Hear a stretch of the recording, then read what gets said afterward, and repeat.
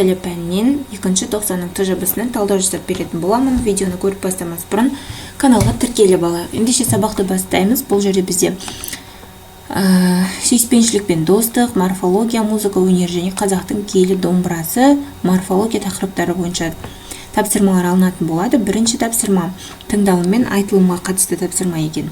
Үзіндіні тыңдап, оқиғаның жалғасын өз болжамыңызбен жалғастырыңыз. Яғни бұл жерде тыңдалымды тыңдамай-ақ оқысақ та болады, мәтінде берілген.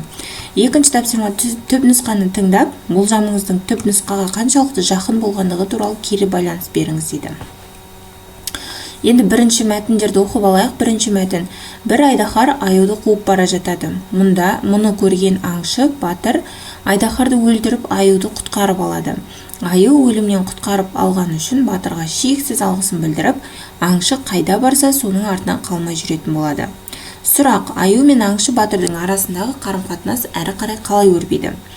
Көрген елдің бәрі аю жыртқышаң, абай бол десе, аңшы айдаһардан құтқарып алғаным үшін бұл аю менің адал, сенімді серігім болды дейді. Елдер ақымақтың достығы жамандығынан да жаман. Сен аюға сенбе десе, батыр мұның бәрін қызғаныштан айтып отырсыңдар. Қарасаңыздаршы, қандай сүйкімді. Бейшара аюдың мені қатты жақсы көретінін қалайша түсінбейсіңдер дейді. Ақымақтың махаббаты алдамшы болатыны сенбейді, аюдан бас тарта алмайды. Бір күні аңшы ұйықтап жатқанда бір маса бетіне келіп қонады. Аю батырдың ұйқысын мазалап тұрған масаны қуып ұшырып жібереді. Маса ұшып қайтадан жігіттің бетіне келіп қонады. Мұны көрген аю әбден ызаланып, маса отырған жерге үлкен таяқ лақтырады. Сол кезде маса ғана емес, жақсы көрген аңшыны да өлтіріп жібереді. Осылайша жақсылық жасаймын деп, жақсы көргенді өлтіреді. Бұл бірінші мәтін, аю мен адамның арасындағы достық. Енді екінші мәтін. Аңыз кейіпкері Жошы хан тарихта болған адам, атақты жаһангер Шыңғыс ханның үлкен ұлы. Мұндай оқиғаның болғандығын тарих растайды. Осыдан 3 күн бұрын Шыңғыстың сүйікті ұлы Қыпшақ даласының билеушісі Жошы аңнан қайтып оралмады. Ол құлан аулауды жақсы көреді екен. Аңға бірге шыққан нөкерлерінің айтуынша, бұлар бір үйір құланға кездесіпті де, ханның оғы солардың бірін жаралапты. Хан ұлының оғы жараланған ақсақ құлан оны шайнап өлтіреді. Ақыры күн ұясына қонар шақта ханның мүрдесі табылады. Ажалы аңнан келгені я жаудан келгені белгісіз. Ханзада жоғалып кеткеннен кейін хан бір жамандық болғанын сезеді де, кім маған балаң өлді деп келсе, соның аузына балқыған қорғасын құямын дейді. Ханға баласының қаралы хабарын жеткізуші адамның жазасы өлім. Ханның сөзін естіп, адамдар оған баласы туралы шындықты айтуға қорқады. Сұрақ: хан ұлының өлімі туралы қаралы хабарды кім жеткізеді? Оқиғаны жалғастыр дейді. Қара халықты өлім жазасынан құтқару үшін қаншама қатерлі болса да ханға естіртуді Найманнан шыққан ұлы Кетбұғы жырау мойнына алады. Жырау өз сөйлемей домбырасын сөйлетеді. Қутақтай ызынап қоя береді. Домбыраны тартып жатқан Кетбұғы емес сияқты, домбыраның өзі сөйлеп жатқандай көрінді. Күйді тыңдаған хан бәрін түсініп ашуланады. Күй тартылып біткен соң қаһарына мінген хан Кетбұғы жырауды жазалауға шешім қабылдады. Қаралы хабар айтушының жазасы өлім. Бірақ Жошының қазасын естірткен мен емес едім ғой. Мына домбыра емес педі? Саған азалы хабарды жеткізген. Жаман хабарды әкелген домбыраға қорғасын құйылсын деген бұйрық береді. Қайғылы хабарды домбыра жеткізгендіктен оған ыстық қорғасын құяды. Осылайша беткі жағына кішкентай саңылау пайда болыптымыз. Ата-бабаларымыздан қалған аңыз осылай толғайды. Найманнан шыққан ұлы жырау Кетбұғы қаһарлы Шыңғысқа сүйікті ұлы Жошының өлімін осылай естіртіпті деседі. Осылайша ақсақ құлан күйі халықты ханның қаһарынан қорғап қалған екен. Үшінші мәтін. Ертеде бір хан қызының кедей жігітке ғашық болғанын сезіп қалады да жігітті дереу дарға асырады. Күндердің бір күні егіз бала дүниеге келеді. Оны аңдыған мыстан кемпір егіз баланы көз көрмес, құлақ естімес алыс жерге апарып, жап-жасыл үлкен бәйтерек басына ұлды батысқа, қызды шығысқа қаратып іліп кетеді. Сәбилердің көз жасы тамған бәйтерек солады. Жүрегі тоқтаған нәрестелермен бірге ағашта қуарады. Қаңқу әңгіме халық арасында жата ма? Оны естіген ана егізін іздеп жолға шығады. Сұрақ: қалай ойлайсың? Егізін іздеген ана өз мақсатына жетер ме? Болжаммен оқиғаны жалғастыр дейді. Жолдан шаршаған ана ағаш түбіне келіп демалады. құлағына күмбірлеген сарын естіледі. Қайдан шығатын әуен екенін білгісі келіп, ағаш үстіне шығып тыңдаса, жаңағы бәйтерек сынып кетеді.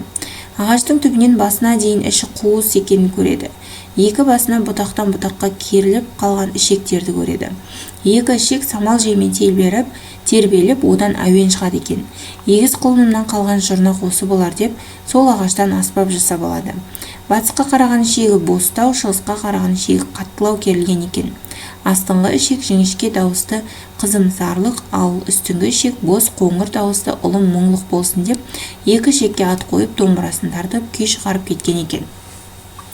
Енді бірінші мәтін бойынша болжам: аңшы батыр аюды құтқарып қалған соң, аю оған адал серік болады деп ойлайды. Аю аңшыны қорғап, қауіпті жағдайда көмектесіп, екеуінің достығы нығая береді деп болжадым. Бірақ аю жыртқыш аң болғандықтан бір күні оның аңғал мінезі аңшыға қауіп төндіруі мүмкін деп те ойладым. Екінші мәтін бойынша болжам: ханның қаһарынан қорыққан ешкім қаралы хабарды тура айта алмайды деп ойладым. Сондықтан бір дана адам жырау немесе ақын астарлы сөзбен, күй немесе өлең арқылы жошы ханның өлімін жеткізеді деп болжадым.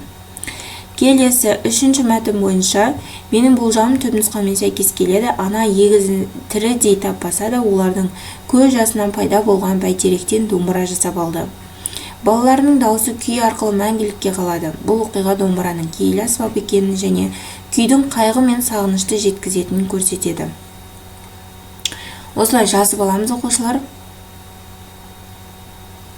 Келесі екінші тапсырма: берілген мәтіндерді мұқият тыңдап шығыңыз. Оларды тақырыбы, мақсатты аудиториясы, яғни кімдерге арналған, құрылымы тұрғысынан салыстырып, ұқсастықтар мен айырмашылықтарын көрсетіңіз дейді. Бұл жерден екі түрлі мәтін берілген екен, оқушылар.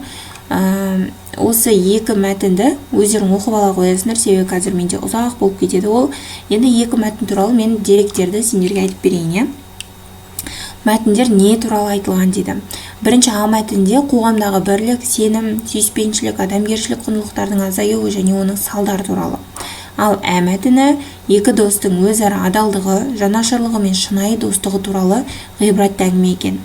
Мәтіндердің құрылымын ажыратып көрсетеміз, яғни кіріспе, негізгі, қорытынды бөлімдерімен. Жазып аламыз осы бөлімді. Келесі мәтіндер кімдерге арналған дейді. Яғни мақсатты аудиториясы кімдер? Жалпы көпшілікке. А мәтіні ересектерге, қоғам мүшелеріне арналған публицистикалық мәтін. Ал Ә мәтіні оқушыларға, жасөспірімдерге және барлық оқырманға арналған тәрбиелік әңгіме екен. Келесі мәтіндердің ұқсас тұстары бар ма? Екі мәтінде достық, сенім, адамгершілік тақырыбын көтереді. Екеуінде де тәрбиелік мән бар. Адамдар арасындағы ізгі қарым-қатынастың маңызы көрсетіледі екен екі мәтінде де. Мәтіндердің айырмашылығы не? А мәтіні публицистикалық ой толғау сипатында қоғам мәселесін толғайды және жалпылама ой айтады. Ал Ә мәтіні көркем оқиғаға құрылған әңгіме, нақты кейіпкерлер бар. Ә мәтіні нақты мысал арқылы ой жеткізеді екен. Келесі тапсырма жазылым тапсырмасы, яғни төменде берілген тақырыптардың бірін таңдап, дискурсивті эссе жазыңыз. Бірінші: нағыз талант қайткен күнде де жарыққа шығады, танымал болады. Жоқ, талант та керек, бірақ одан қолдау мен таныс керек дейтін пікірлер бар. Ал сіз қалай ойлайсыз? Ойыңызды жинақтап эссе жазыңыз. Екінші: өмірде шынайы, өзіңе серік болатын дос табу қиын деген пікірмен келісесіз бе дейді. Енді мәтінді оқимыз эссені. Нағыз талант қайткен күнде де жарыққа шығады, танымал болады деген пікір қаншалықты дұрыс? Қазіргі қоғамда талантты адамдардың танылуы туралы әртүрлі пікір бар. Біреулер нағыз талант міндетті түрде елге танылады десе, енді біреулер таланттың өзі жеткіліксіз, оған қолдау мен мүмкіндік керек деп санайды. Менің ойымша талант табыстың негізі, бірақ оны танытатын қолдау да аса маңызды. Шынында да талантты адам өзгелерден ерекше қабілетімен көзге түседі. Мұндай адам өз ісіне адал болып еңбектенсе, бір күні міндетті түрде бағаланады. Тарихта қолдаусыз-ақ жетістікке жеткен шығармашылықты тұлғалар аз емес. Олардың еңбекқорлығы мен табандылығы қиындықты жеңуге көмектескен. Алайда қазіргі заманда тек таланттың өзі жеткіліксіз. Ақпаратты қоғамда өзін көрсете білу, бағыт-бағдар беретін көмекші адамдардың болуы маңызды. Кейбір дарынды жастар қолдау болмағандықтан өз мүмкіндігін толықтай аша алмай жатады. Сондықтан талантты дамыту үшін мүмкіндік пен қолдаушы орта қажет деп ойлаймын. Қорытындылай келе, нағыз талантсыз жетістікке жету қиын, бірақ қолдаусыз таланттың да жолы ауыр. Ең дұрыс нәтиже талант пен қолдау қатар жүргенде ғана болады. Енді екінші тапсырма бойынша осы тапсырманың ішінен біз түбірге жұрнақ қосылған сөздерді табуымыз керек. Яғни жұрнақ арқылы жасалған сөздер.